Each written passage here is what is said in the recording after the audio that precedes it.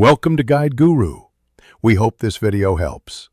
You start by confirming your system meets requirements and choosing the edition you need. This prevents wasted downloads. Once done, sign in with a Microsoft account or create one so your license and settings sync. Next, pick the Visual Studio channel, Community for solo use, Professional for paid teams.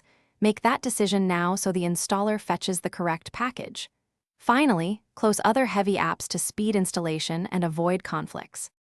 You run the Visual Studio installer and immediately choose workloads that match your projects because workloads bundle required SDKs and tools. Make sure to expand each workload and select optional components such as SDK versions, emulators, or language packs. This saves time later. If you work with repositories, include Git and GitHub integration. For cloud apps, add Azure tools. Once selections look right, start the install and monitor progress. After installation, you launch Visual Studio and sign in so your environment syncs. Then open a sample project to verify compiler and debugger work.